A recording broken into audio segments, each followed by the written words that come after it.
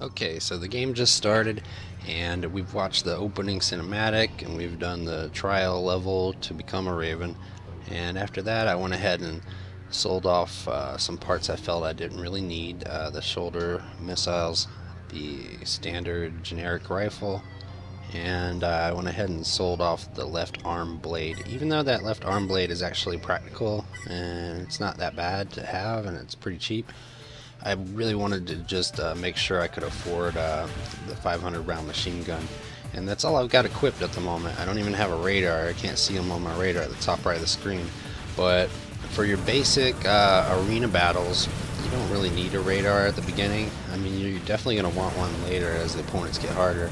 But in the beginning, you just don't really need it that much. What you really need is just some basic firepower. And so this machine gun is plenty good enough for that. And you'll notice this lowest rank AC Raven that I'm fighting against, he's supposed to basically be what you were when you first started. He's got the same equipment, same loadout, the crappy rifle, all that crap. So, and they're kind of making fun of him, like letting you know that if you just run this same setup, that we give you at the beginning, then you're a piece of crap, AC, and you don't have much going for you. So that's kind of like, I think, what they're trying to say with the lowest ranked guy, to make him look like you, the way you're set up at the beginning.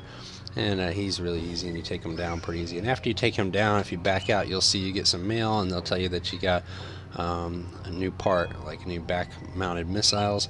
They give you two. They give it in a pair, which is kind of nice because each one's about 30,000 credits. So if you go ahead and sell them both off, then you got nearly 60,000 credits, which is good, because what you really want for working your way up the arena ladder is the flamethrower. So it's another reason why I had sold off that blade arm earlier as well, because I knew on my left arm I really wanted to equip this, the flamethrower, but it's kind of pricey, so I had to go ahead and do a fight and then sell off those back parts that you get as a gift for becoming an E rank Raven. So now we got a flamethrower and a machine gun. Right now I'm looking to see, can I also sell off this crappy head so that I can get a head that has a radar equipped with it. And then I'm like, I can't really do that, because the next level up head that actually has a radar equipped, the TIE, it costs too much money. So I'll have to do a few more arena battles before I've got the money to get the head with the radar, or at least the cheapest head with the radar. And the reason that I run a head with a radar equipped instead of just like some heavy duty head for armor and then a separate radar on my shoulder or whatever is because if you have two functions in one part, it's saving you money. It's more efficient that way. And there are plenty of good heads that have radar equipped with them built in, so that you don't have to worry about having a radar equipped on your back. So that saves you the weight, energy consumption of a separate part, all that kind of stuff. So I like to have the two in one. I want to get a head that has a good radar built in, but I just can't afford it yet. So right now I'm just glad that I have my flamethrower. And as you can see, the flamethrower just melts the competition. I barely got touched at all. And when you have this flamethrower and this machine gun, that's pretty much all you need. You don't even have to buy any other parts if you don't want to. You can go all the way through the E rank with just this. I do end up buying some stuff as I go, just because I'm always in a hurry to upgrade my AC, because I don't like playing as a big, heavy, clunky, generic AC. I'd prefer to have, you just can't wait to get in and buy new parts, of course. That's half the fun of the game. So as I go along, when I get enough money, you'll see I start to get more parts. Again, the flamethrower is very good. Now this guy's on hover legs. He's much faster than me, especially with my beginner, basic, clunky, big bell-bottom legs that I'm running around on.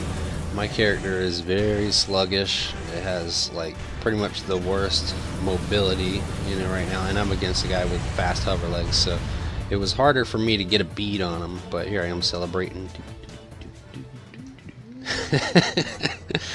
My AC's getting into the groove. So getting higher up there now. As far as why I just keep picking the same place, the same arena, there's several to choose from. I'm just in a hurry, so I'm just whatever the default one is. It doesn't really matter that much. It does matter later. See how I got columns? That's kind of a good thing about this place is I got columns to hide behind if I need to. But it does matter which place you pick, especially later. But right now, the opponents aren't much. See, I'm dodging these laser sword energy beams. Those would hurt really bad if they hit me. It doesn't matter. The flamethrower kills them, just melts them. It doesn't matter what arena you choose at this early stage on the E ranking, because they're all going to be pretty easy. But later on, there's gonna be some. You'll see there's a disadvantage or an advantage depending on where you're at. If you're up against somebody who's way more agile than you want to go to a tight closed-in arena so that they don't have the space they need to sneak around. If you're up against somebody who's got way too much firepower for you, then you want a big place where you can use your mobility to dodge all their firepower. So yeah, arenas will matter based on what your AC becomes and the opponents you're up against, but early on it's not important, I don't think. So okay, I went ahead and got upgraded a little bit more, and got the head that has a built-in radar. The TIE head here, it's actually very good. You really, you get a lot for how cheap it is. And now you can see on my map at the top right, I got a little red dot for where the enemy is. And the range on the radar in this head's only about 400, I think, pretty sure. Which, my machine gun I'm using probably has less than that range. So now, if you were to get a long range weapon, something that was like 700 yards weapon or something, and you only had a 300, 400 yard radar, then that might not be the best. But I'm using pretty short range weapons, and so short range radar is fine. But even more important than that would be your fire control system, your FCS. How much range do you have on that? And I think my FCS only has like 300 and something range for lock-ons anyways. So there wouldn't be any point in getting a long-range weapon with such a short-range fire control system. That's something I do want to upgrade eventually. But you can see how tall it is. That's based on me using this machine gun. Depending on what weapon you choose, the reticle box, the big red box, it will change size and shape depending on what weapon you have. If you pick a little machine gun like this, you get a huge box. It takes up almost the whole screen. If you choose like a bazooka or a rifle, you get a smaller box. Now, depending on what FCS you choose, that box can be a little bigger or smaller, but like I said, it's primarily dependent on the weapon you're using. And there's also an optional part you can buy to increase the box a little further later, but that's when you start to get a little extra money, and you want to get stuff like that. But like I said, with the machine gun, the box is plenty big enough. You don't really need to worry about it right now. It's not that wide though.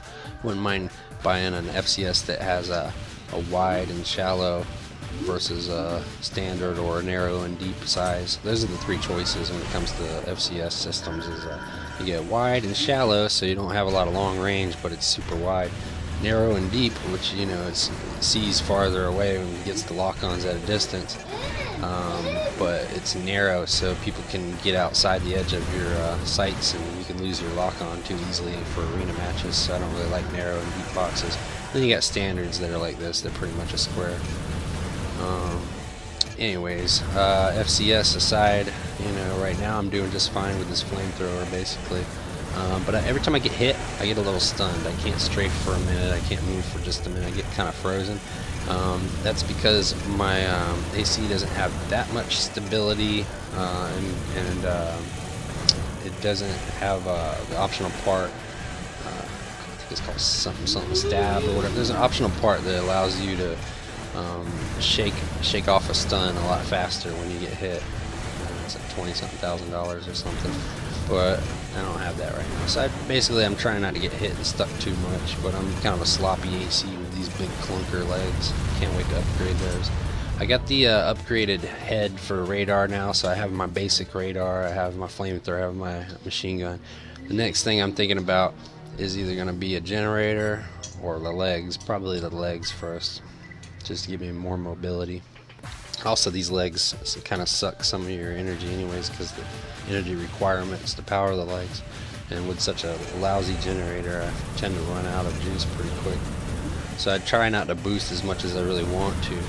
and I don't even really use my overboost function in these matches just because I'm worried about my energy costs.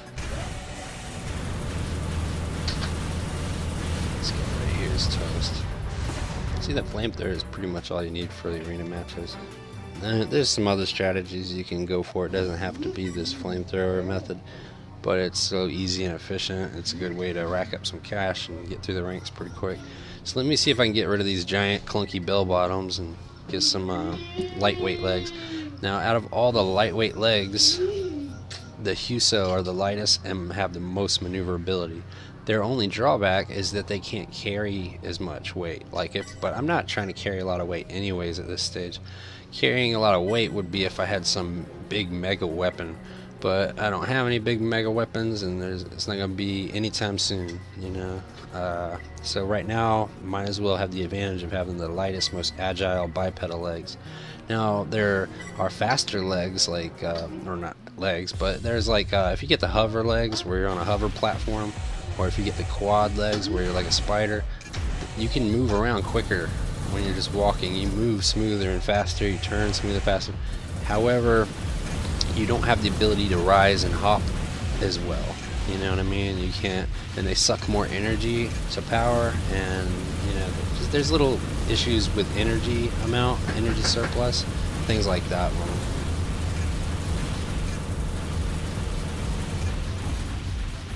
But now that I got these lightweight legs, I feel confident that I can outmaneuver opponents pretty good now. So I went ahead and chose the wide open arena this time, just for change of pace, just to demonstrate them, you know, in a big open area.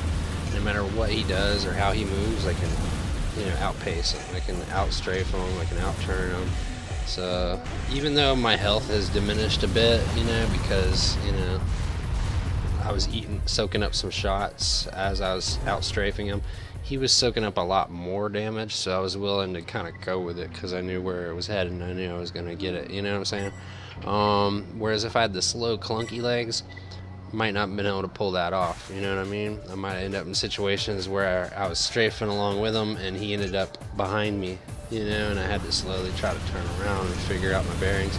That was happening a lot with the slow legs.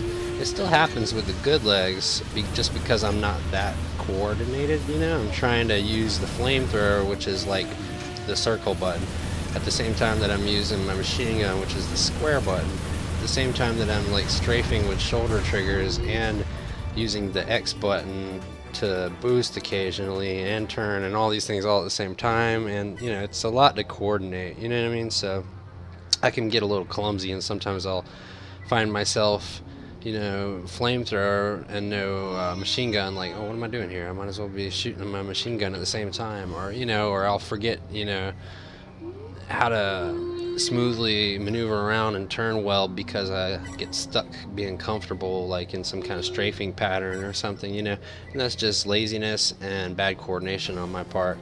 So I'm not the best, smoothest pilot. However, it does help regardless to have the best equipment, to have legs with a lot of mobility. Now what I'm doing here is I'm going ahead and since I finished all that, I'm buying 2 weapons that I think are going to help me to complete an AC Test 1 challenge. You have 2 kind of tests you can do in the garage: AC Test 1, AC Test 2. Test 1 is just a firing range test. If you get an A or an S rank on it, then you'll get special parts, the Volar legs parts, and I want to get those so I can sell them off and have some more credits. But in order to get A or an S rank on the test, the firing range test, I feel like I have a kind of strategy that makes it real easy, and that's what I'm working on at the moment. I wanted to go ahead and get some better arms too, because those big clunky arms have really slow reaction speed. Most of the arms in the game, the reaction speed rating is like 300, 400, 600, 700, in those kind of ranges. And the arms I just bought have a 1400 reaction speed rating, so they're my favorite arms for that. The only problem with these arms would be if you were trying to control a really high recoil, big power weapon, but I'm not, so these arms really suit me well. They're very light, and they're really expensive though. That was the issue. Also, my generator sucked, so it was time to upgrade that. And instead of getting the best generator, I'm just getting something that's at least better than I had at the time, because I don't have that much spare money. I do need to have a left weapon and a right weapon for this test, because it's part of my strategy. If you get 100% accuracy with like left weapon, right weapon, back weapon, whatever, that helps for your score. So boom, one shot with the left weapon up close, easy shot, and don't ever use it again. And at the end of the test, it'll say 100% accuracy with the left arm weapon. And then for the rest of the test, I'm just going to use this standard wimpy, rifle that's pretty accurate and easy to use. Didn't cost much at all, and my accuracy could be 100% with my right weapon too by the end of the test. The only problem is that sometimes the lights go out. The target, see how that one went out and went dark too soon? So that'll hurt my accuracy because it counts as a miss. Even though I didn't miss, it's just that the target disappeared right before it connected. So you want to try to look around for targets that haven't been there so long that they're about to vanish. You want to get the fresh ones so to increase your odds of getting an A or an S rank. And if you look at the radar, the red indications on the radar are targets that are down at your level, and the blue indicators are targets that are above your level, and then pink ones or orange or some other kind of color variation of the red color are ones that'd be below you, like for when you're rised up real high and they appear down at ground level, they start to kind of turn a different shade. So anyways, all you gotta do is wait till this timer runs out. You got 12 seconds left, and as far as how many shots you have to make, I don't think it even has to be that many. I'm pretty sure one time I got like an A or an S with just 11 targets destroyed. The trick is to never miss, basically, but it helps your odds if you also get 100% accuracy with that left weapon, like I did earlier with the one shot with the howitzer. So that's why I equipped the howitzer, otherwise I'd never use it for pretty much anything else. So see, left weapon accuracy 100%. S ranking, and so now they're in the mail. They're going to tell me about new legs that were unlocked. Once I sell those off, because I definitely ain't gonna be equipping those big old giant clodhoppers, but once I sell those legs off, I'm gonna have enough money to where hopefully I can buy the best generator, and if not the best FCS, at least a slightly better FCS, and maybe the top of the line head. But then I gotta consider that the two weapons I'm carrying at the moment were just for that test. So I'm selling off this howitzer and I'm selling off this generic rifle. Since I'm done with that test, I'm not gonna be wanting to use those weapons. The weapons I'm gonna be wanting to use are for missions now that I'm going into missions and I'm done with the E-rank arena matches. And for missions, they actually charge you for solid ammo use. Like if you're using a machine gun or bazookas and stuff, you get a deduction afterwards for the ammo cost. Now if you use energy weapons, there's no deduction, so you keep more of your earnings. So it's advantageous to use energy weapons. The reason that they kind of allow it that way, it seems like an unbalanced thing in the game, is because the punishment for using energy weapons is it consumes your energy gauge from your generator, and depending on how your build is, you might not be able to spare that much energy at all times, especially if you're trying to boost a lot or hover for long distances. And if it ever gets too far into the red zone and runs dry, then you're kind of left defenseless for a while without being able to boost or fire or anything. But I still really enjoy carrying energy weapons into battle because I'm not going to be penalized for ammo cost. And if you use an energy blade like this right here, the $50,000 Soul, which is actually a really good blade because it has a built-in wave, so you don't have to be up close. You can fire from a distance. Remember that one guy in the arena was trying to hit me with the blade waves? Anyways, they're really powerful, like over 1,000 damage, and they're infinite. You're never going to run out, because sometimes in missions you'll run out of ammo, and then you're really screwed, because you just ruin yourself because you're completely out of all ammunition. You can't finish the mission. It's always good to have an infinite ammo blade arm on, so you're never going to worry about that. And it doesn't cost anything to use it either. There's no deduction for ammo cost. So actually that's all I'm going to have right now, since I really like all my great legs and arms and all these parts I just equipped. I don't really want to sell off one of my good parts just to have a pistol or rifle or something for my right hand. All I need is the blade arm for this mission, and I'll just get through the mission with just the blade arm, and I'll get some cash that I can use to get a right hand weapon.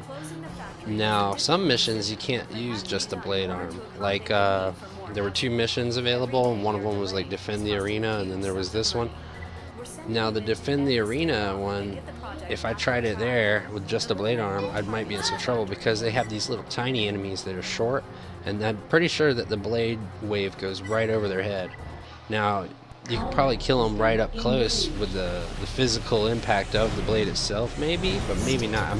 Actually, no, I don't think you can. I think that's a drawback with the wave blade version, is there's no physical blade, actually. It's just the wave itself. And if you're fighting those little tiny droids that are so short that the wave goes over their head, then you don't have any way to beat them with it. And since it's the only thing I've equipped, I figured I better not try that mission. I'll go with this mission where all the enemies are tall enough for this wave to hit them. So I'll, get the cash, and then I'll get like an energy rifle for my right arm, and then do the other mission with the energy rifle and the blade wave.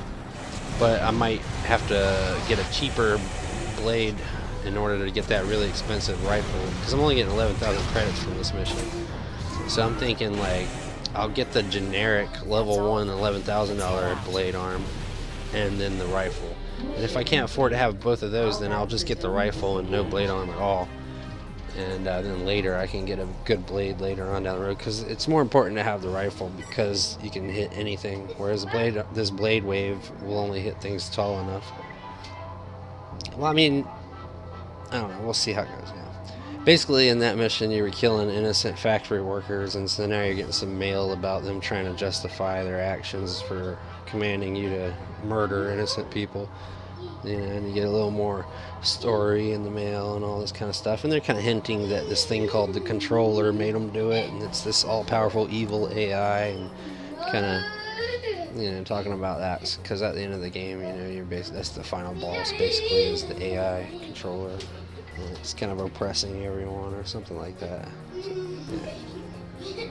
And anyway, so as far as like my build so far, I've got the best legs, at least in my opinion, for my playstyle. My favorite legs at the moment, favorite arms. Decent head. It has a radar, but there are better heads. I really like that blade, but it costs so much right now. I don't have a lot of money. And I do need to get the energy rifle, the XCW90. So I'm sacrificing the blade in order to have that. Now, I was in the parts menu for a while looking around and trying to see what else I could afford, but not really much anything else. So like I said, just that rifle for now, and I can go ahead and proceed with the next mission or two. We'd like you to execute an attack on the Grand Mining Facility. Kisaragi has played a leading role in the mine's operation and just recently uncovered a rich vein of rare metal ore. Needless to say, the ore has considerable value, and we're unwilling to allow Kisaragi to corner the market. After consultation with other corporations, it was decided that the mine's resources are to be equally distributed, and that we, Mirage, will take over its day-to-day operations.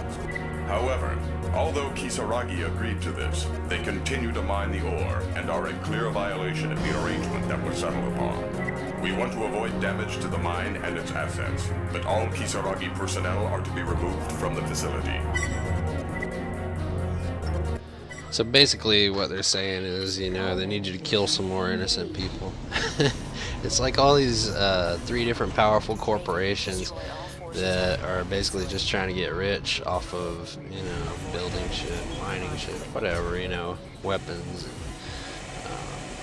construction and all this kind of stuff. And they hire out, through Global Cortex, they hire out these Ravens and their ACs to go through and, just basically kill,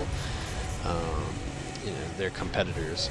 And they try to make it sound like it's all just business, but it's not right. So that's kind of supposed to be the moral thing about the story, is that you're not happy with the way things are, and you end up fighting the controller in it.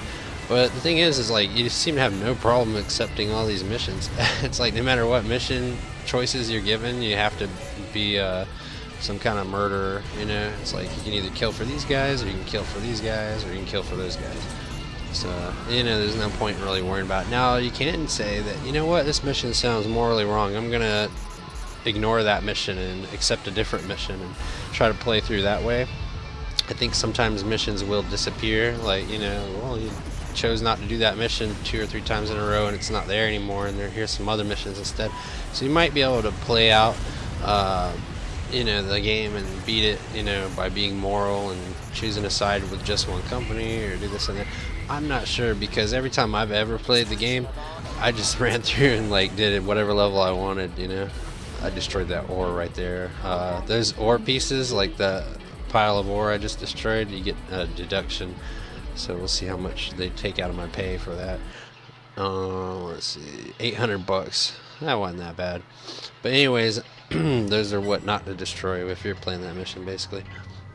So now that I've done that and gotten some more cash, there's not much more left to upgrade, except for now I need some kind of standard blade arm on the left side, and then I'll be pretty happy. If I can get the wave blade on the left side, I'll be pretty happy with that. I've already got the best generator. I don't have the best FCS, but you can kind of live without that for a good little while. So let's see what I get. Oh yeah, I don't have the best head either. I can get the Sky Eye, which is a better radar head. And then there's like 2 other heads that are even better radar heads, but they're really not necessary. The Rakkus and the Vin. But at this point in the game, the Sky Eye is pretty nice. It's just got better specs than the TIE, or as I call it, the chocolate tie or whatever. Because it's like CH makes me think ch, and then I see tie and I just think chocolate. Anyways, I call it the chocolate head and the chocolate tie head. So now I've got this head, this guy that kind of looks like the Mouser from Teenage Mutant Ninja Turtles cartoon back in the day. Much better head. I've got a blade arm. It's not the best one. It's not the wave blade, so it only works up close. So I'm going to test it out here against these MTs in the second test here in the garage. I like this rifle. I'm testing it out. It feels good. It feels nice. I need to test out my blade arm though, so let me kind of lure this guy in. Give him some blade action. Yeah, it's pretty nice. I do prefer the wave, but this one could be a little bit better in the missions because you'll be able to guarantee you can hit those short guys, you know, since you actually see a physical blade, you know, rather than worry about it going right over their head. But that's what I got for now anyways. Now I'm selling these off. Those are my mission approved type weapons, but I'm going to go do the D rank now in the arena. I've finished all the E rank arena opponents. So it's time to get my flamethrower back, and I would also say my machine gun back. However, I don't look at my cash flow right now. I can't afford the machine gun. I can afford this, the hot gun, the heat gun, whatever you want to call it, the HG80 round. It's 19,000 credits, so I can afford it. And this actually, it doesn't look like much, but with the heat gun combined with the flamethrower, you just, oh man, it's a powerful combination. It's probably better than the machine gun against ACs in the arena, because basically what you're doing is you're doubling down on the method of overheating and melting your opponents, and it's very effective in the arena. So this is really all I need right now, and I think I'm going to save the D ranks for part 3 video. So the next one will be the flamethrower combined with the hot glue gun for the D rank ladder. It's like a glue gun, I guess. I don't know.